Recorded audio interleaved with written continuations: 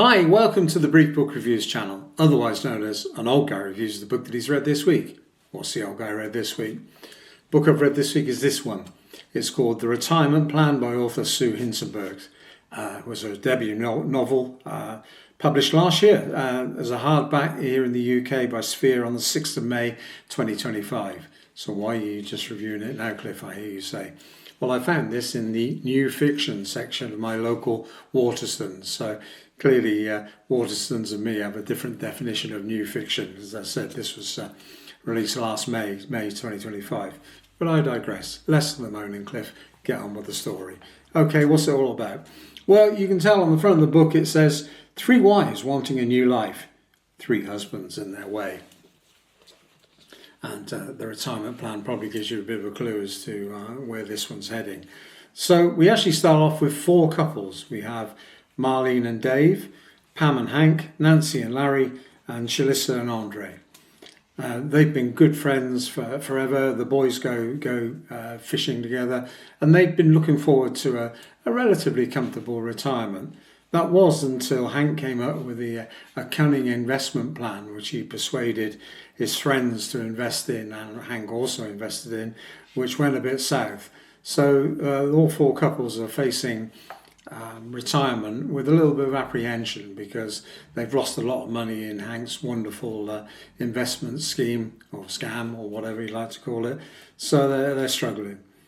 The book opens where there's a really tragic accident and Dave is found dead. He's actually found dead with his head bashed by his own garage door. Marlene, his wife, says, I've been telling him about that garage door for ages and ages. It's an old-fashioned garage door with an old-fashioned pull. Somebody was bound to get hurt one day, and turns out someone did. So Marlene's a grieving widow, and Pam, Nancy and Shalissa, her friends, are trying to comfort her. But Marlene, to her surprise, really worried about retirement, finds out that Dave, her deceased husband, had taken out life insurance. And because it was deemed an accident, Marlene's received $1 million from the life insurance policy. And so Marlene says, right, that's it, I'm out of here, I'm moving down to Boca Raton, I'm going to find myself a condo and I'm going to have a lovely retirement in the sun. And she says, oh, while I think of it, when the insurance agent came round to see me, she tells the other 3 girls, Pam, Nancy and Shalissa, it turns out that your husbands are taking out $1 million life insurance on themselves as well. So if they die, you'd all get $1 million as well. And this leaves the girls thinking about it. You know, they've lost a lot of money in Hank's bad investment.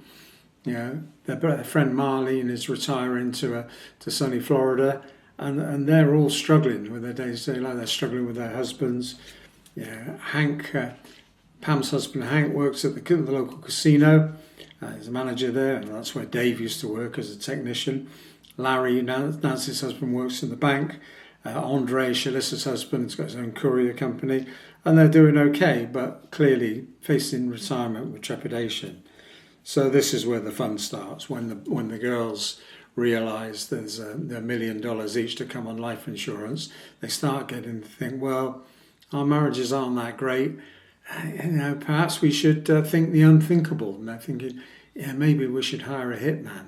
And this is where we go almost into Thursday Murder Club territory, where you get ordinary people thinking extraordinary things.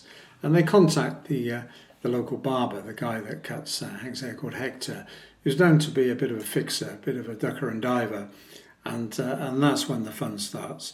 So that we have the whole story of the wives planning to kill their husbands and having second thoughts about it, and conversations being heard by their husbands, which they've only got half the story. We have fun and games at the local casino, which is being run by Padma, who's trying to make a name for themselves. So we have lots of twists and turns. There's lots of dark humour in it, and it turns out that whilst the wives are struggling with the concept of getting their husbands bumped off, but thinking, hey, we deserve the money, it turns out the boys have got a plan as well. So all this is going on, and so there's lots of twists and turns. And certainly, if you're a fan of the Thursday Murder Club, you'll like this, because this is funny. It's got lots of twists and turns, and lots of, as I said before, lots of ordinary people thinking about doing extraordinary things. We also have a couple of villains of the piece, the local barber Hector being one of them, but also a guy from the casino who's known as Farid, the fiscal falcon. So lots of stuff going on. Really enjoyed it. As I said, lots of twists and turns, lots of people changing their minds, lots of people getting the wrong end of the stick, and all in all, it makes an engaging tale. It's 325 pages, so not too long. I read it in 2 sessions, and as I said, it's a debut novel by Sue Hincenbergs, and I think it's a really good debut novel. So, very cosy, as I said, humour, twists and turns, murder, mystery. What more could you want? So I really enjoyed it. I'd certainly recommend it, giving it a read, even though it's, as I said, it came out in the 6th of May 2025, so I've been a little late in reviewing it, but thank you, Mr. Waterstones. So that's it for this week's brief book review. Thanks for watching. 10/10 till we do it again.